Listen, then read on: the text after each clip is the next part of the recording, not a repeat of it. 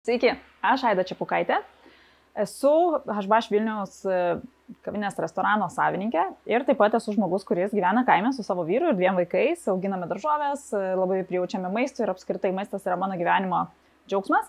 Ir tiesiog norėjau pradėti kažkokią tai laidą ir pasidalinti savo požiūriu į maistų. Nebūtinai jinai yra gera, kaip čia gera, bloga, specifinė ar kažkokia, bet vienas iš svarbiausių dalykų, kuris yra man, tai yra šiek tiek turėti tą sveikumo atspalvį, bet nebūtinai visada sveika ir nebūtinai tik tai sveika. Tai tiesiog, kad būtų ten ar daugiau daržovių ar viso grūdo produktai.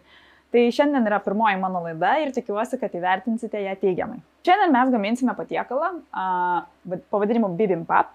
Tai yra korejietiškas patiekalas.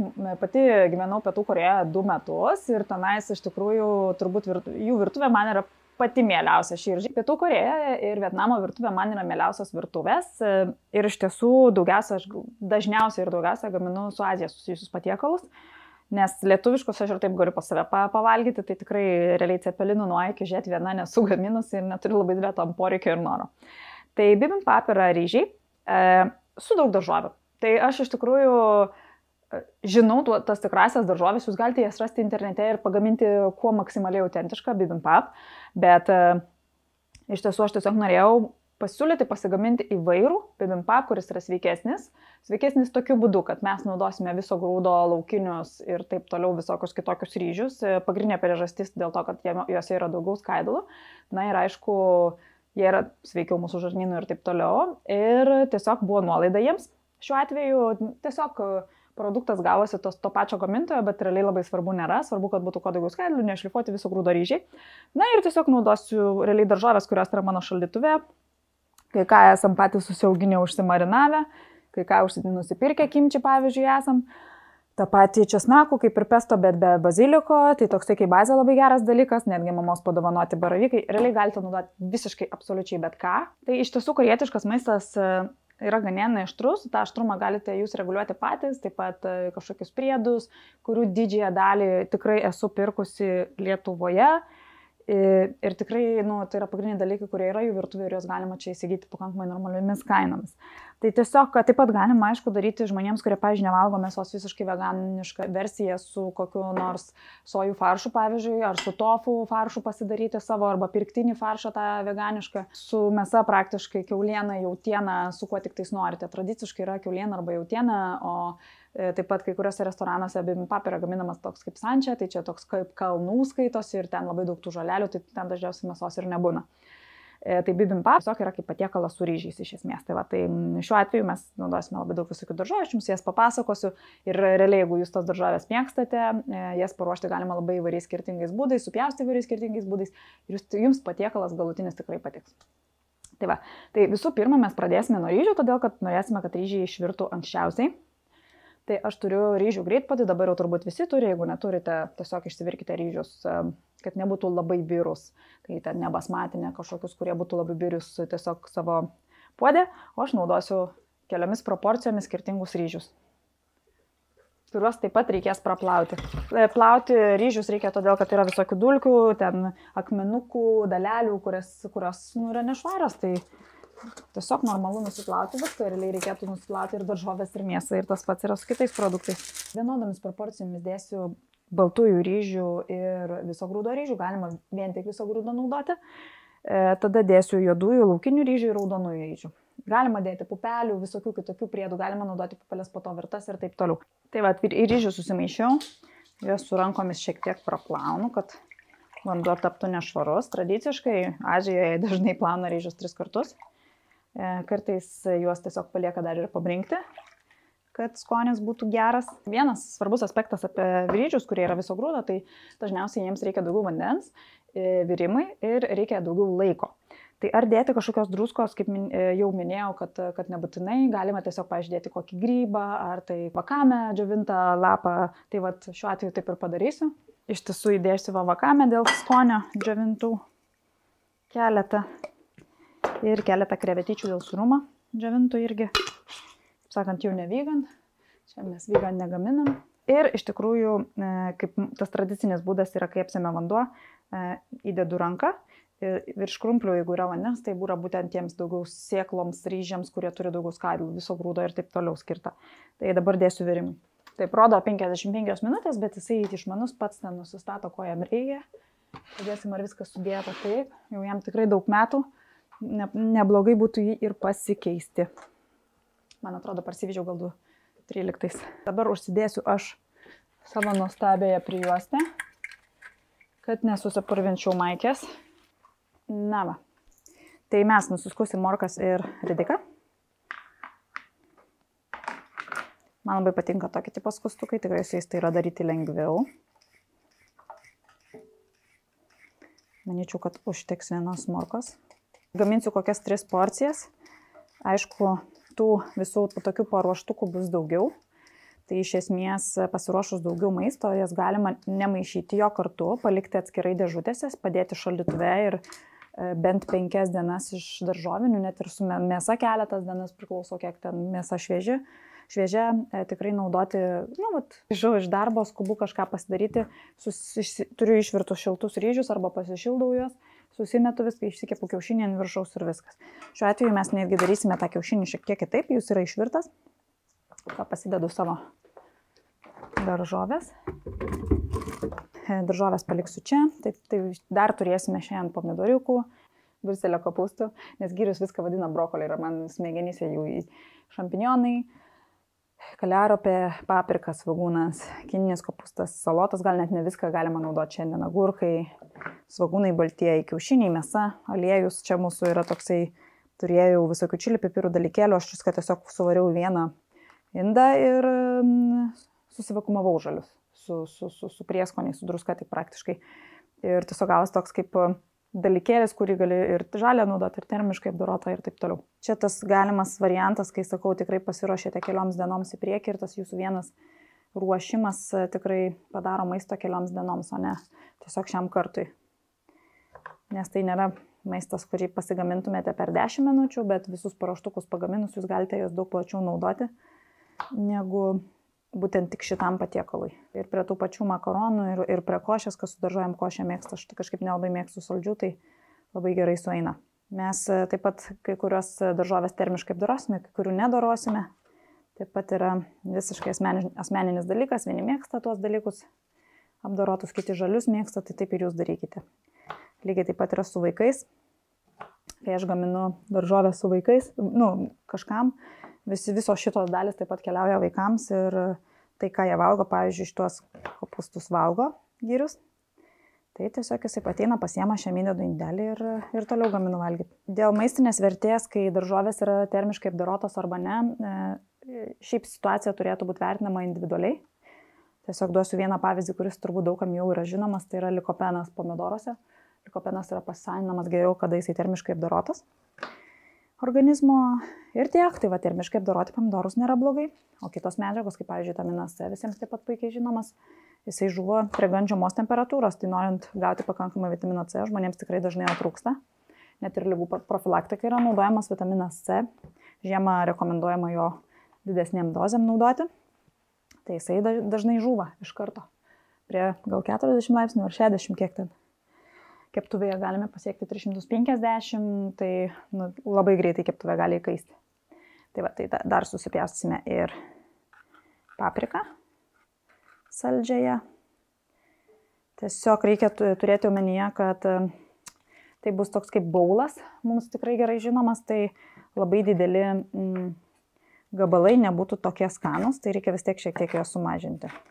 Čia paprika tiesiog buvo likusi šaldytuve iš kito patiekalo gamybos, tai pat patinka Gyriui. Kai jisai grįš, aš jam paliksiu kelis gabaliukus žalius. Pavalgyti, o šiaip pjaustau tiesiog kvadratėliais smulkiai. Vienas iš mėgstamiausių daržovių, kurias aš visada beveik turiu šaldytuve. Dažniausiai, jeigu jų neturiu, reiškia šaldytuve nieko nėra. Tai yra svagūnai. Numeris 1 iš tiesų. Ir marinuotų kažkokių daržovių nes turime sklepe. Bet tikrai svagūnai būtų tas dalykas, kuris yra vienas man iš svarbiausių. Labai dažnai turiu kažkokių žalių ten ar agurkų, ar ten briuselių, ar dar kažko, tai salotų. Taip pat grybai patinka, aišku, pomidorai, viską, ką čia matote. Tai yra įprastinis dalykas, kuris būtų pas mus šaldytuje, bet numeris 1 tai yra svagūnai. Ir tikrai beveik viską gaminam su svagūnais. Tai va, daržovės supjauščiau per daug nesirūpindami dėl jų išvaizdos ir grožio. Dedu atgal. Tada pomidorus galime supjaustyti per pusę. Vienareikšmiškai, žinant ūkininkus, vertėtų pirkti daržovės iš ūkininkų, jeigu žinote, kad jie stengiasi jas sąžiningai auginti. Numeris 1 ūkininkas esate jūs patys, bet ne visada gali tai sau leisti. Na ir aišku, tokių daržovių kaip pomidorai nedaug kas gali išlaikyti visus metus. Kaži, žinau žmogų, kuris su pomidorais labai daug ko turi, tai nesuklausiu šito klausimo, bet manau, kad tai yra beveik neįmanoma. Nebent jos liofilizuoti, manyčiau. Tai va, tai iš tiesų tik tais kuo daugiau iš ūkininko, jeigu įmanoma, kadangi ar taip jau šiais laikais viskas brangiai kainuoja. Tada geriau imti ekologiškos daržovės, kiek tai yra įmanoma, naudoti galbūt tikrai kokybiškesnės, jeigu kartais ten kokia morka, bulvė ar kažkas, tai nebūtinai gal ekologiškas, bet iš tiesų ką tik galite pirkti ekologiškas. Kiaušiniai vienareikšmiškai 0 arba 1. Perkat kiaušinius, atkreipkite dėmesį į tai, kad jie turi tokį specifinį ženklinimą, tai pirmosios raidės yra ženklinamos jų yra šalis, tai dažnai LT, gali būti ir kita šalis. Ir jos yra skirstomas į 4, kaip čia skirtingas rūšis arba kaip laikomos vištos. Tai 0, 1, 2 ir 3. Trejetukas yra narvuose laikomų vištų kiaušiniai. 2 yra ant kraiko laikomų vištų kiaušiniai. Vienetukas yra laisvėje turinčių galimybę lakstyti vištų kiaušiniai. Nebūtinai visą laiką lakstančių laisvėje. Ir 0 yra laisvėje laksančių arba turinčių galimybę lakstyti vištų, gaunančių ekologišką pašarą. Tai aš niekada negailiu pinigų vištų kiaušinę, manau, kad yra vienas iš svarbesnių dalykų. Ir šiaip manau, kad vištos turinties galimybę turėtų būti auginamos namuose. Kaip ir sakau, vietoj katinų ir šunų turėtumėme numeris 1 įsigyti vištą, kad ir bute, jeigu tai būtų įmanoma. Nes visų pirma, tai yra superinės vertės produktas, kuris mums nekainuos beveik nieko. Taip pat jos sudaroja visas maisto atliekas. Tai vištos tikrai gali bet ką valgyti, net ir kiaušinių lukštus, tai kalcis yra gerai joms. Ir tiesiog tai tikrai būtų beveik zero waste.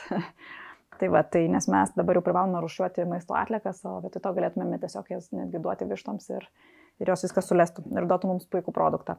Ir aišku, skonis ir maistinė vertė jų yra radikaliai skirtingi. Bei narvuose laikomos vištos, jos realiai visą savo gyvenimą kenčia. Nenorime, kad mūsų gyvūnai kentėtų, šuniukai ir katytės, tai gal tada ir vištų nekankinkim. Pirkim bent jau 0 arba 1. Pjaustau kaliaropę. Kaliaropė labai nuostabus dalykas, jinai primena, nežinau, kas nors esate ragavę, brokolio tą šerdį vidinę.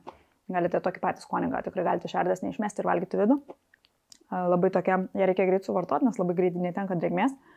Skonis labai geras, netgi, sakyčiau, šiek tiek įkepintų saulėgrąžų. Na ir maistingumas yra geras vien dėl to, kad maistingumas yra svarbu. Dėl to, kad kuo jūs įvairesnės daržovės valgo, tuo yra geriau. Labai paprasta. O jeigu norit kažkokių specifinių patarimų, kaip čia kas turtinga kažkokiais vitaminais, tai tiesiog susiraskite ChatGPT arba internete. Bus labai lengva. Arba konsultacijai pas mane. Kaliaropė gali būti valgoma tiesiog kaip saulėgrąžos triauškinama. Labai skanu. Kai vedu mokymus, visą laiką duodu kaliaropės paragauti arba brokolio vidinės šerdies ir tikrai būna žmonių, kurie nebūna ragavę tą dalyką ir galvoja, wow, kiek gyvenime aš dar praradau daug, neragaudamas šito nuostabaus, tikrai nuostabaus skonio. Pakankamai stambiai supjaušiu, jas galima duoti netgi ir atskirai. Jau svarbiam etapui, daržovės plius minus paruoštos. Dar likusias paruošiu, bet paruošiu svogūną, nes norėjau, kad svogūnas, kad daržovės neturėtų to svogūno skonio. Kaip pjaustai būna ant vienos lentelės, kodėl aš jos neplaunu, nes visa tai yra daržovės ir jos yra švarios dedamos. Jau kai dėsiu mėsą, po jos turėsiu nuplauti, bet jeigu mėsą dedu paskutinę namų gamybai, tai tikrai nėra problema. Maitinimo įstaigoje tai jau nebūtų tinkama. Tikrai rekomenduoju naudoti plastikinės pjaustimo lenteles, nes jas mažiau įsigeria skonio, jos yra lengvai plaunamos indaplovėje ir taip pat patologinių mikroorganizmų ir mažesnė tikimybė kryžminę taršą turėti. O kryžminė tarša tai yra tiesiog tai, kad padėjau svogūną, padėjau vištą, padėjau svogūną ir gaunu salmonelę ant svogūno. Va, prašau jums. Būna apsinuodį kartais neaišku nuo ko. Svarbus dalykas tai yra papildomas sluoksnis svogūno, geriau visada nulupkit, nes jisai kai sukepa toks būna kaip plastiko gabalai keptuviai. Kaip sakant, tas viršutinis gali jisai sukietėti. Svogūnai duoda labai daug gerų dalykų, plus karšti kūnui. Ašaras. Svogūnai myli vieną dalyką. Laiką. Oi. Ir aliejų. Tai būtinai reikia užsikaitinti keptuvę ir tik tada gaminti. Kadangi norite, kad mėsa apskrustų, įvyktų geroji Maillardo lekcija, įmam pačią didžiausią įmanomą keptuvę, pilate savo norimus riebalus. Visa keptuvė šiuo atveju turi pasidengti.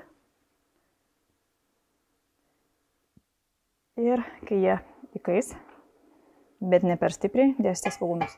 Pabandysiu iš karto paruošti mėsą, kaip labai gerai ką tik nusiploviau rankas. Ir, va, kaip sakant, ją padarysiu rutuliukais. Visiškai nesistengiu nieko ypatingai daryti, tiesiog atskiri gabalai geriau suskrus, nes jeigu sudėsiu viską iš anksto, tiesiog jisai sušus. Nebus šioks toks pridegimas, o pridegimas mėsai yra labai gerai, nes tai minimalus tas pridegimas, Maillardo reakcija, kaip sakom, visi jau internete tikrai matė šitos dalykus.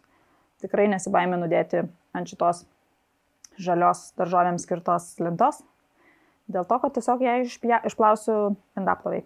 Tikrai namuose dažniausiai nenaudojam kiekvienos skirtingos lentos skirtingam dalykui. Man svarbiausia, kad jinai nemedinė. Nes medis daug labiau porėtas ir tikrai pasisavina daug ir gerų, ir nebūtinai gerų dalykų, pelyje ir taip toliau. Po truputį svogūnas pradeda skrusti, galime pasiruošti kitą dalyką.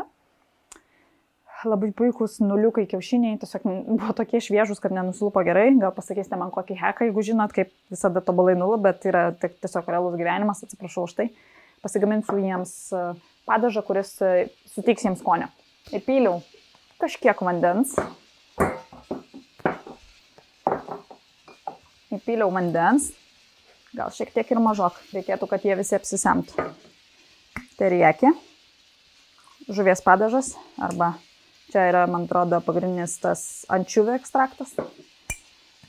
Čia yra mirinas, skrudintų sezamo aliejus, sojų padažas, ryžių actas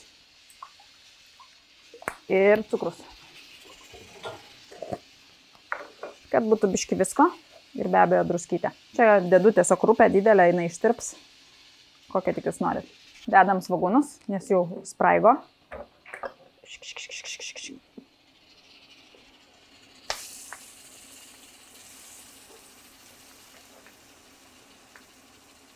Tada dėsime mėsą, paskrusti. Nereikia labai daug laukti, kol svogūnai keps, nes gali tiesiog biški apdegti. Norime, kad ir mėsas spėtų suskrusti. Dabar temperatūrą biški buvau sumažinus, tai toj vėl padidinsiu, kad nešustų mėsytę. Jeigu matysiu, kad šunta, gal tiesiog keletą gabaliukų ištrauksiu.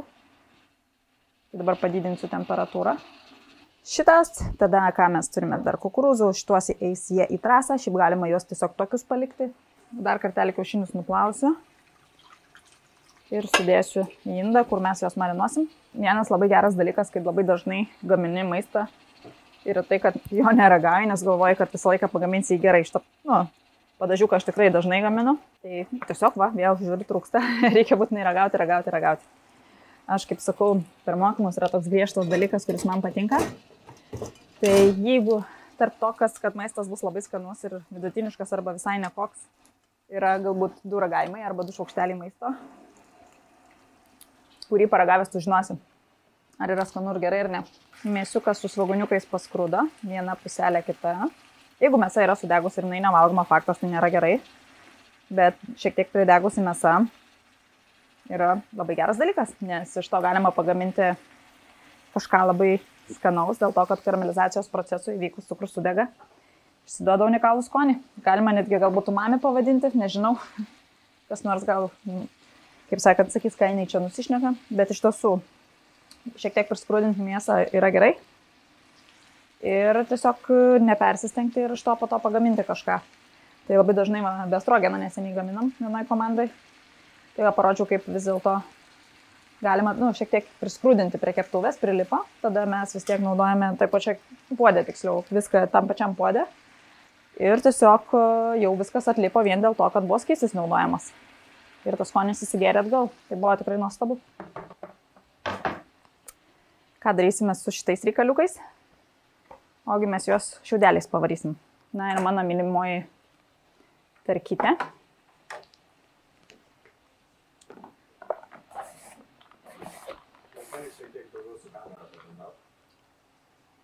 turim tokius šiaudelius, tokio storio. Galima naudoti tarką, kuri padaro daug plonesnius. Morkai kaip ir gerai. Ir tokie, ir tokie. Aišku, dažniausiai agurkai būtų storesni, morkai būtų plonesni, nes morka kietesnė. Bet kaip jūs norite, taip ir darykit. Visai smagu, kai ta morka tokia traškesnė. Galima labai ilgus daryti. Morkų makaronus. Ir vaikams turėtų patikti. Tiesiog likučius morkos supjaustu. Ir įdėsiu į mėsą. Mėsa biškį prikepė, labai gerai, ne per daug, vos. Dabar ją susmulkinam, temperatūros nemažinam, yra 7 iš 9, tai pakankamai aukšta temperatūra. Taip pat svogūnai biškį. Viskas yra gerai po kol kas dar. Jis dar apskrus.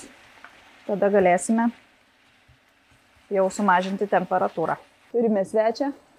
Kaip man pavyksta pasigaminti maistą namuose ir kokį ir per kiek laiko, tai čia tikrai yra tas ilgesnis variantas, bet jeigu, pavyzdžiui, yra mačiutė, auklė, ten tėtis prižiūri vaikus, aišku, jie yra aplinkui, jeigu makaluojasi, galima pasidaryti. Bet vis tiek dažnai stengiasi, kad kuo mažiau tas laiko užimtų. Ir dažniausiai nesigauna, vis tiek užima ganėtinai daug laiko. Ir ypač, jeigu, pavyzdžiui, jau verda mūsų šitas, netgi gal per daug. Dar vandens įpilsiu, bet tai iš tiesų, ypač jeigu, pavyzdžiui, vyrai dirba, Brintas dažnai stengiasi kažką padaryti namuose, kai turi laisvas dienas. Tada vis tiek kažkaip jaučiuosi įsipareigojus, reikia daryti valgyti visiems, tai tikrai tada užtrunka labai ilgai ir visa ta diena būna vaikų priežiūra ir valgio gamyba. O dažniausiai tai vis tiek norisi daugiau dalykų pasidaryti, nes tų reikalų visada labai daug. Tai va. Tai laiko maisto gamybai skiriu labai daug. Ir šiaip pabandyti, ir kad skanu, ir kad namuose, ir šiaip tiesiog myliu maisto gamybą ir apskritai maistą. Ir šiaip valgau žiauriai daug, nors taip neatrodo. Dar nekarštas. Ok, tai kininis kopūstas, agurečko ir tada vėliuką nupjaunam. Ir agurką galima padaryti smulkiau, pavyzdžiui, kodėlgi ne. Čia yra mūsų morkos, agurką dėsim į kitą indelį ir marinuosim kitaip. Pagal išmonę. Daug plonesni šiaudeliai, kietas agurkas, tai faina, galima tai padaryti. Būtų minkštas, tai jau nelabai. Agurką galima dėti tiesiog šviežią, dėl to, kad agurkas greit paleidžia sultis su visokiais padažais, o pavyzdžiui, morkas pamarinuoti kažkame. Netgi, pavyzdžiui, kiaušinių marinatę arba aštriame marinatę galima irgi taip pat tai padaryti. Taip pat dažnai duoda agurką labai plonai nupjausiu. Nori? Tiesiog supjaustytą kažkokiom tai rekelėm arba indeliais. Aš tiesiog čia darau, kas išeina iš to, ką aš turiu. Ir duodame dažyti tokį padažą samdžiang. Ir labai geras reikalas gaunasi. Šitą sudarysiu į tą padažą, kurioje iš tikrųjų agurkus ir ką daro ridikus, svogūną, česnaką, dažo. Gerai. Pila mūsų juodą į marinatą.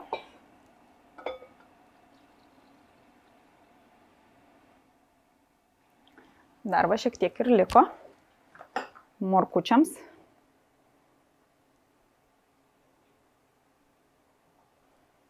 Taip, nu va, mėsytė puikiai sukepė. Mes nedėjome pakol kas ją nieko. Tegul jinai taip pabūna. O šitą reikaliuką paimsim ir perdėsim marinavimuisi. Su šiltu, tam, kad geriau įsigertų ir greičiau. Galima ir šaldytuve laikyti ir ilgai, ir 3 dienas, ir 5, kiek tik norit. Kad galima į morkas įdėti šiek tiek aštrumo. Tiem, kas jį mėgsta, tai čia kočičiang. Pasta Korėjos virtuvė, be kurios jos neįsivaizduojama. Apskritai Korėjos virtuvė. Per tą laiką nusprendžiau, kad gal reikia rehidratuoti mano pomidorus. Tai tiesiog parodysiu, kaip taip galima padaryti. Ups. Karštas buvo. Nieko tokio. Vandeniukas, actas. Druska. Cukrus. Galvojant, pavyzdžiui, ką galima ir ko negalima duoti vaikam. Yra tos rekomendacijos pagal amžių, bet iš esmės aš tai manau, kad viską reikia duoti vaikam, jie patys atsirenka. Ta pati vėtra, ji pati sprendžia, ką jinai nori paragauti. Kažkas jai patinka, kitą dieną nepatinka. Ir tiek žinių. Čili pipirų duodu krienų, nori paragauja. Citrinos aukšties daviau, nes gyrus galvoja, kad ten cukrus. Tai va, jis pabandė, bet realiai, nu aišku, mažesniam vaikui tos blednesni dalykai, ten cukrus nenori, druskos daug. Bet pasiragauti kažką pabandyti, tai čia kažkokia tragedija tikrai nenutiks. Svarbu nemaitinti vaikų saldumynais, paprastuoju būdu, perdirbtų maistu kiekvieną dieną ir viskas. O šiaip tai reikia visko. Ir gerų dalykų, ir negerų. Mes turim tradiciją su gyrim nuvažiuoti kebabų. Jam paprašau mažiau padažo. Turim tokią, kur tikrai daug daržovių, tai va, gaila, kad dar ne viso grūdo tortilė, jeigu būtų viso grūdo, tai būtų nuostabu. Bet iš esmės jis suvalgo ir džiaugsmas ir kartu praleidžiam laiką ir tų daržovių tikrai nemažai gauna. Tikrai maisto atliekų su vaikais yra daug daugiau, nes vieną dieną jie mėgsta tą dalyką, kitą to nemėgsta. Ir aišku, tikrai yra tokių pagalbinių dalykų, kaip neblogi koldūnai, geros kokybės, kurios aš perku su daug įdaro ir mažai tešlos. Pati negaminu bulvės fri 100% iš bulvių, kurias kepu oro, kad jį su trupučiu aliejaus, ne per aukštai temperatūrai, negrūzdinu. Kaviniai leidžiu valgyti praktiškai viską, tiesiog, kad tai būtų išeiga, tai kad, o, faina mes kaviniai. O šiaip tai viską ragavę, net ir mano tų ramenų aštrių valgęs, tai vieną kartą paragavo ir būna kartais paprašo, kai būna neaštrus, aš jam duodu. Ir jam visai patinka.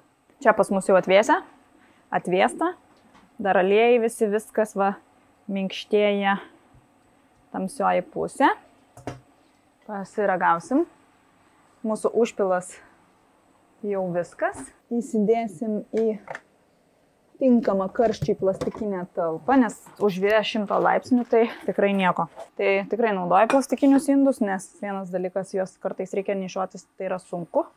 Naudoju ir stiklinius, bet jų kaina daug didesnė ir šiaip, nežinau, ne visada man patinka tas jų turinys, ne ta forma ir taip toliau. Ir tikrai nebijau, va, įsidėti, užsidaryti ir vežtis kažkur. Ir tikrai turėti juos šaldytuve sandėliuojant maistą. Nematau tame visiškai problemos, plastikas yra pritaikytas maistui. Taip, tai yra netvaru, galbūt stiklas, nežinau, tvariau, bet iš kitos pusės tiek pat aš tą stiklą naudoju, tiek pat plastiką, galbūt net plastiką daugiau, dėl to, kad stiklas turi savybę dužti. O plastikas, jis, va, nieko nebijo jie, iš tiesų aš nežinau, kiek metų jau juos naudoju.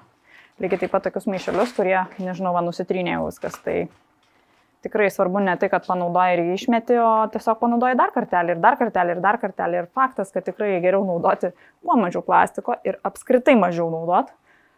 Bet mes gyvenam realiame pasaulyje, mes darome viską, ką mes galime. Bet kas mums taip pat yra priimtina daryti, ne tai, kad čia aš per galvą lipu ir po to vis tiek viskas pjaunu, nes tiesiog pervargau nuo to, kad aš persistengiu ne pagal savo galimybės kažką per daug tvariai daryti. Tai va, viskas turi būti realu.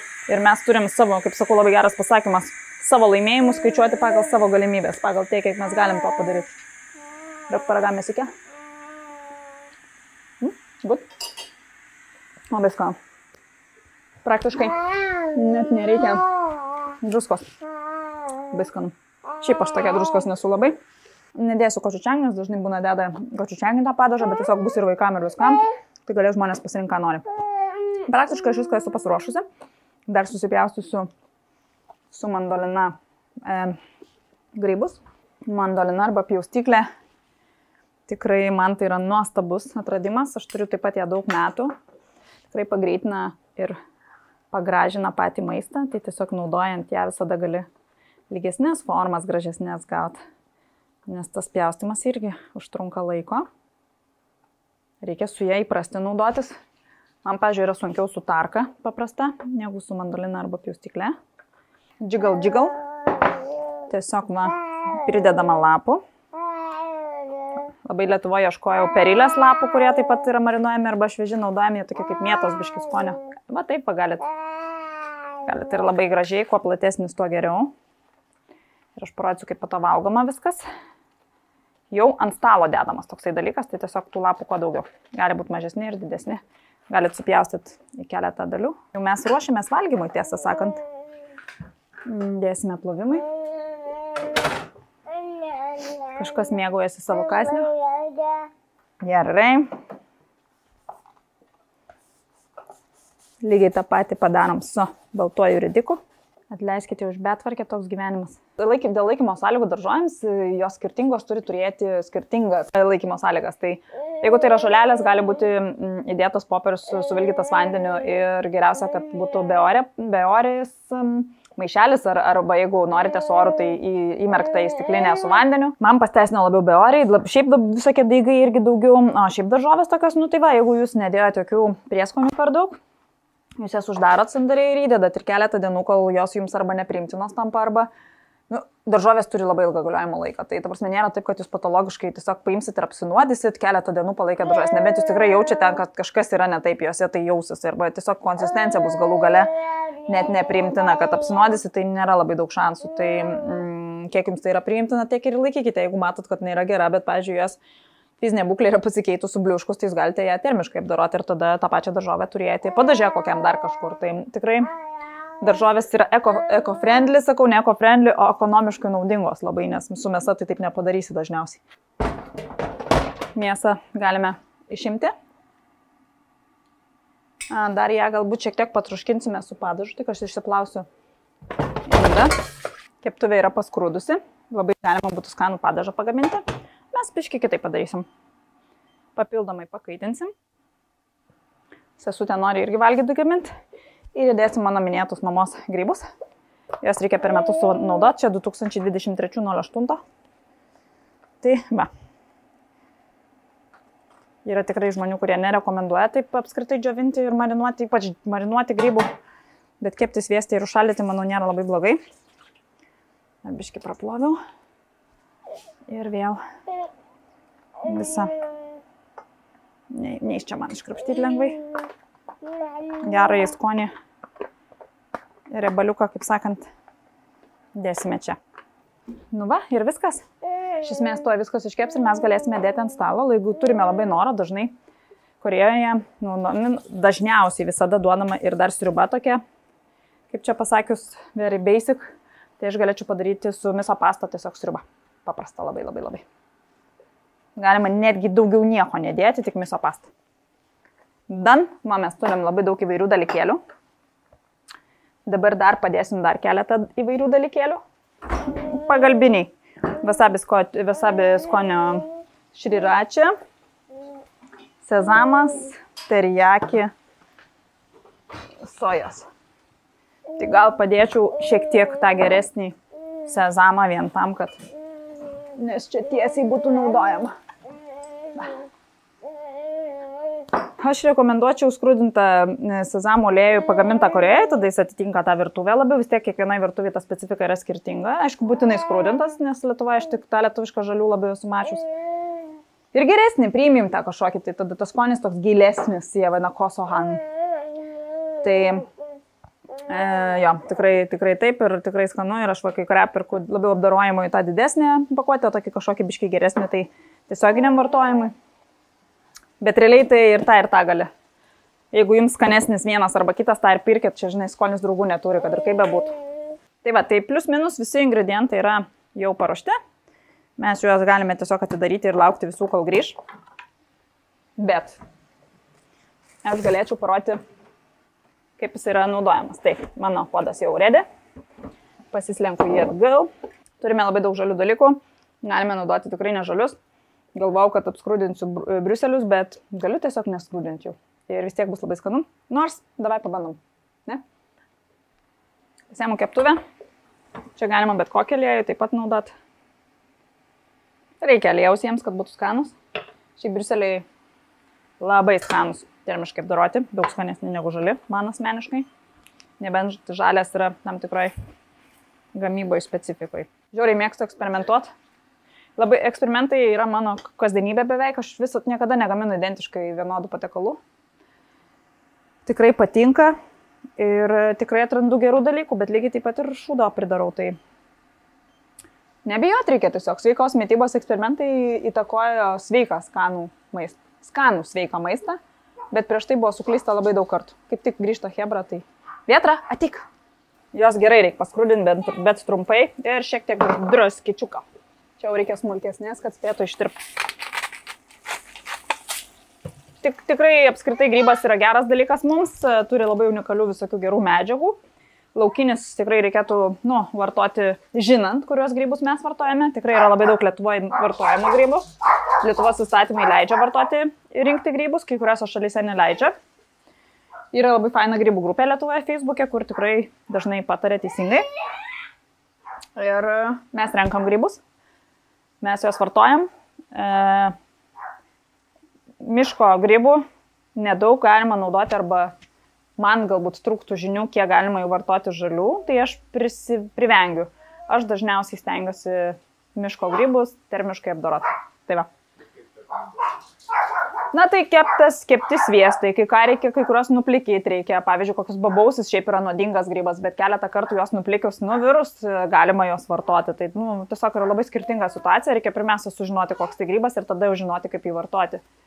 Tai va, mes esame ir įsidžiavinę grybų, tai barintui buvo čia užėjęs momentas, kai su jas valgė džiovintus, tai realiai valgė žalius, tai ir apsinuodė realiai. Per 7 dienas po ten keletą tų grybukų suvalgydavo, žiūriu, vėmiai, jisai šliaukom varo. Sakau, kas yra ten, ne kaip jaučiuosi, sako, tai ką valgiai, kažką valgiai gal? Sako, jo, džiovintus grybus paskutinės 7 dienas valgiau, sakau, normaliai. Žiauriai skaniai kvepia tie grybai.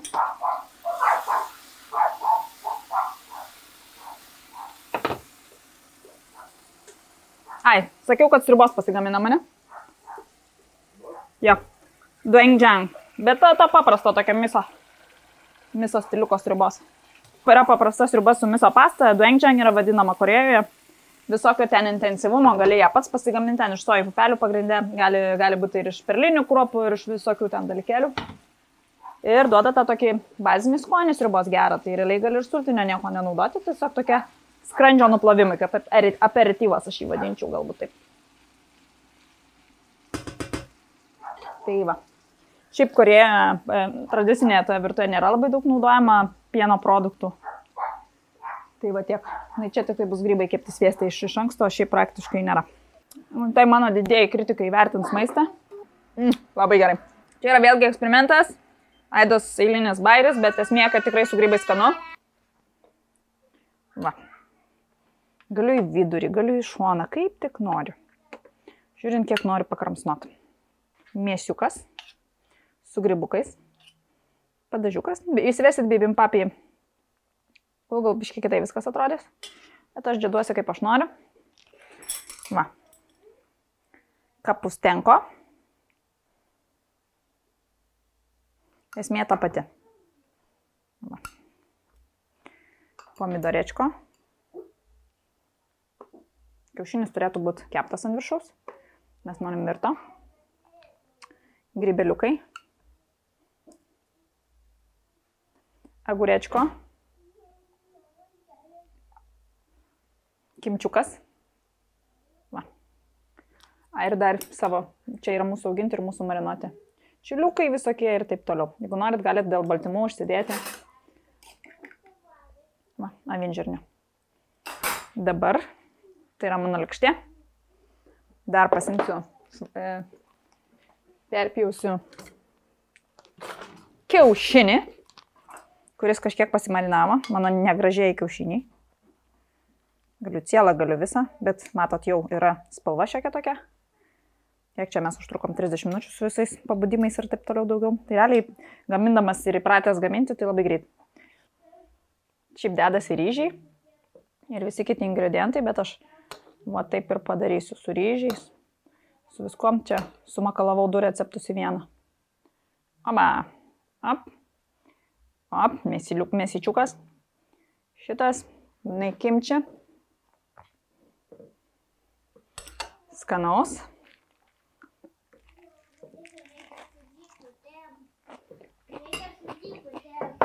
Šitas patiekalas yra 2 viename. Tai bibimbap yra atskirai lėkštėje valgomas dalykas, o šitas yra kitoks. Tiesiog pasinaudojau progą pagaminti daugiau. Tai, nežinau, dėkite viską, ką jūs norit, naudokit viso grūdo ryžius. Arba maišykite ryžius, galite įdėti pupelių, kad būtų visas pilnas, pilnieji baltymai vadinamieji. Kad niekas negalėtų pasakyti, kad jums trūksta baltymų. Aišku, mėsa jau yra. Galite naudoti be mėsos, galite dėti ko tik norite, ką jūs tik mėgstate. Ar viską daugmaž marinuoti, gaminti su kažkokiais azijietiškais prieskoniais, bet būtent Rytų Azijos. Tai todėl, kad tas skonis bus toks, būtent toks. Tai tiek žinių, jeigu kažkas įdomu užstrigo ar nepatiko, pasakykit. Skanaus.